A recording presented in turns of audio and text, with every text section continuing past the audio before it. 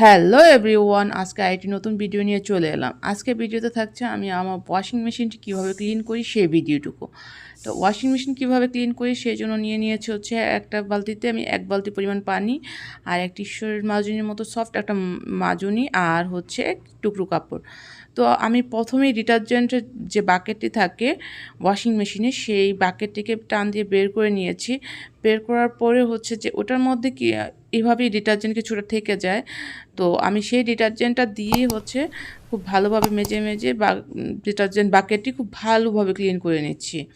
তো খুব আলতোভাবে ক্লিন করছি আমি, খুব বেশি প্রেস করছি না, কারণ এই অংশটা প্লাস্টিকের অংশ। খুব বেশি জোরে চাপ দিলে যদি কোনো অংশ ফেটে যায়, ভেঙে যায়, সেক্ষেত্রে একটা প্রবলেম হয়ে যেতে পারে। তো যতটা সম্ভব আলতোভাবে খুব ভালোভাবে একটু সময় নিয়ে মেজে এটা আমি ক্লিন করে নেব। তো তারপরে হচ্ছে যেই অংশটুকুতে আমি ডিটারজেন্ট দেই সেই অংশটুকুর ভিতরে অনেক ছড়ানো ছিটানো ডিটারজেন্ট পড়ে থাকে এবং সেটা পড়ে থাকতে অনেক সময় দেখা যায় যে প্লাস্টিকের অংশটুকু ঝং ধরে যায়, ঝং না ঠিক মানে ক্ষয় হয়ে যাওয়ার মতো অবস্থা হয়ে যায়। তো সেজন্য হচ্ছে 1 মাস পরই আমি খুব ভালোভাবে ডিপ ক্লিন করার চেষ্টা করি। তো যে অংশটুকুতে ডিটারজেন্ট ঢালি সেই অংশটুকুতে এখন খুব ভালোভাবে মাজনি দিয়ে মেজে পরিষ্কার করে নিচ্ছি। সেই ডিটারজেন্টগুলোকে আমি তুলে নেওয়ার চেষ্টা করছি। তো হালকা ভিজা একটি মাজনি দিয়ে আমি খুব ভালোভাবে এই জায়গাটুকুকে ক্লিন করে নিচ্ছি। তো একটু সময় নিয়ে আস্তে ক্লিন করতে হবে। খুব জোরে ঘষা মাজা করা যাবে না। কারণ কোনো অংশ ভেঙে বা ফেটে গেলে খুবই প্রবলেম হয়ে যাবে। কারণ ইলেকট্রিক জিনিসের একটা পার্টস খুঁজে পাওয়া বা একটা জিনিস নষ্ট হয়ে থাকলে খুবই প্রবলেম হয়ে যায়। কারণ এটা আমার প্রতিদিনই ব্যবহার করতে হচ্ছে। একদিন যদি কোনো কারণে ওটা অফ হয়ে যায়, সেটা আমার জন্য খুবই কষ্ট হয়ে যাবে। তো আমি সেজন্য খুব সাবধানে এটাকে সময় নিয়ে আস্তে ডিটারজেন্ট ঢালার যে অংশটুকু আছে সেই অংশটুকুকে খুব ভালোভাবে ক্লিন করে নিচ্ছি। ঘষা মাজার শেষে হচ্ছে খুব ভালোভাবে যখন ক্লিন হয়ে গেল, আমি একটা শুকনো ন্যাকড়া দিয়ে খুব ভালোভাবে আমার এই অংশটুকুকে মুছে নিচ্ছি, যাতে এখানে কোনো ডিটারজেন্ট বা ফেনা টাইপের কিছু না থাকে। তো এটাকে আমি যতটা সম্ভব হচ্ছে শুকনো করে এটাকে মুছে নিচ্ছি। তো এই অংশটুকু মোছার পরে আমার মেইন কাজ কিন্তু হচ্ছে ক্লিনের মেইন অংশটুকু হচ্ছে যে ওয়াশিং মেশিনের ভিতরে যে অংশটুকু সেখানে। কারণ ওয়াশিং মেশিনে যখনই আমরা কাপড় দিই, কাপড় দেওয়ার পরে যে ময়লাটুকু থাকে ওটা তো পানির লাইন দিয়ে বের হয়ে যায় পানিটা, কিন্তু এক ধরনের ময়লা থাকে। ওই ময়লাটুকু ওয়াশিং মেশিনের যে ডোরটা থাকে, ডোরের যে রবারটা থাকে সেই রবারটার সাথে লেগে থাকে।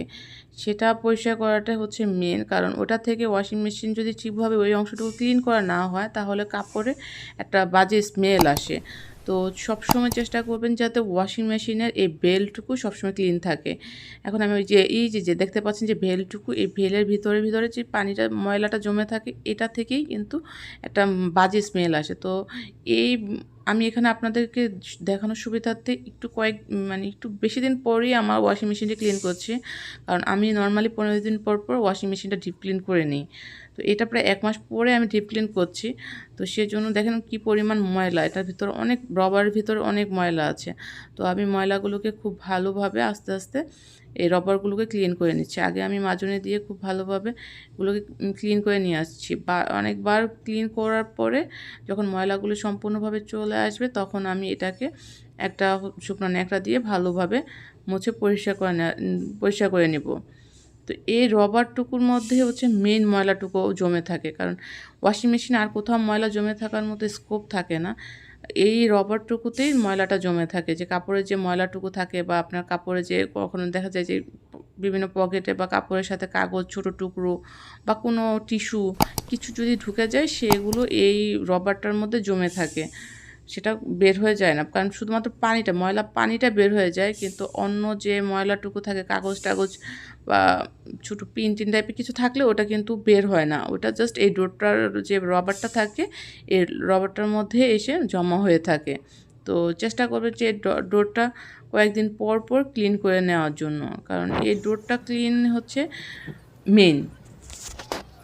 ভালোভাবে যখন ক্লিন হয়ে গেল, এখন কোনো ময়লা টোলা নেই। এখন আমি হচ্ছে এটা শুকনো ন্যাকড়া দিয়ে আমি এটাকে খুব ভালোভাবে মুছে নিলাম। আর হচ্ছে এখন হচ্ছে আমি পুরো ওয়াশিং মেশিনটি যেখানে গ্লাস আছে গ্লাসগুলো খুব ভালোভাবে মুছে নিব এবং ওয়াশিং মেশিনের ওপরে যে টপ যে জায়গাটা ওইটাও আমি খুব ভালোভাবে মুছে নেব। কারণ এখানে হচ্ছে আমি যেহেতু আমার ওয়াশিং মেশিনটি বারান্দায় সেট করা, তো অনেক ধুলাবালি অনেক সময় বাতাসের বাইরে ধুলা হয়, সেই ধুলাটুকু আমার ওয়াশিং মেশিনের চারপাশে এসে জমা হয়। তো সেজন্য আমি ওয়াশিং মেশিন একদম চারপাশ খুব ভালোভাবে মুছে পরিষ্কার করে নেব। আমি এখানে বালতিতে বারবার পানি চেঞ্জ করে নিয়েছিলাম, কারণ একই পানি দিয়ে বারবার পরিষ্কার করা হলে ময়লাটা ভালোভাবে ক্লিন হবে না। তো বারবার আমি পানি চেঞ্জ করে করে খুব ভালোভাবে ওয়াশিং মেশিনটা খুব ভালোভাবে মুছে ধুয়ে পরিষ্কার করে নিয়েছি। আর অবশ্যই অবশ্যই যাতে লাইন অফ থাকে, ওয়াশিং মেশিন লাইন অফ থাকে। এই যে আমার যে অংশটুকুকে আমি ডিটারজেন্ট ঢালি সেটাকে খুব ভালোভাবে ধুয়ে পরিষ্কার করে নিয়েছি। আর এখন আমি এটাতে কোনো মানে কি বলে, ওয়াশিং মেশিন ক্লিন করার জন্য এক ধরনের কিট পাওয়া যায় ট্যাবলেটের মতো, ওইটা আমার কাছে নাই। সেজন্য আমি এখন করব হচ্ছে একটু ডিটারজেন্ট দিয়ে এটাকে কুইক ওয়াশে দিয়ে দিব 15 মিনিটের জন্য। তো ভিতর থেকে আমি কোনো কাপড় চোপড় কিছুই দেব না, জাস্ট হচ্ছে ডিটারজেন্ট দিয়ে খালি মেশিনটাকে আমি 15 মিনিটের জন্য অন করে দেব। তো ভিতরে যে পরিমাণ যদি কোনো ভিতরে একদম ভিতরেও যদি কোনো ময়লা থাকে সেটা হচ্ছে বের হয়ে যাবে। যদি কাপড় চোপড় দিই সেটাতে আবারও মানে এটা ডার্টি হওয়ার চান্স থাকে, সেজন্য কোনো কাপড় দিচ্ছি না, জাস্ট ডিটারজেন্ট দিয়ে খালি মেশিনটাকে আমি অন করে দিলাম। আর আপনারা যারা চান তারা হচ্ছে যে কিট ব্যবহার করতে পারেন। এখানে আমি কোনো কিট ব্যবহার করিনি, জাস্ট ডিটারজেন্ট দিয়ে, কারণ সব সময় বাসায় কিট থাকে না, ছিল না আমার এখানে এখন ওয়াশিং মেশিন ক্লিন করা। জাস্ট বাসায় যে ডিটারজেন্টটা থাকে সেই ডিটারজেন্টটা দিয়ে আমি ক্লিন করে নিয়েছি। তো ডিটারজেন্টটা দিয়ে আমি 15 মিনিটের জন্য ওটাকে ক্লিন করে নিয়েছি। তো 15 মিনিট পর আমি দেখাচ্ছি যে আমার ভিতরটা কী পরিমাণে ক্লিন হয়েছে। এই যে 15 মিনিট পরে আমি হচ্ছে ডোরটা যখন অন হলো, এই যে ভিতরে আর কোনো ময়লা টয়লা কিচ্ছু নেই, খুব ঝকঝকে নতুনের মতো হয়ে গেছে। তো এইভাবেই হচ্ছে যে আমি আমার ওয়াশিং মেশিন ক্লিন করি। আমাকে আস্ক করেন যে আমি কোথায় ওয়াশিং মেশিন সেট করেছি, আমার ওয়াশিং মেশিন বারান্দায় সেট করা। তো সবাইকে ধন্যবাদ সম্পূর্ণ ভিডিওটি দেখার জন্য। তো কোনো কিছু জানার থাকলে অবশ্যই কমেন্টস করবেন, আর আমার ভিডিওটিকে লাইক করবেন, শেয়ার করবেন। ধন্যবাদ সবাইকে।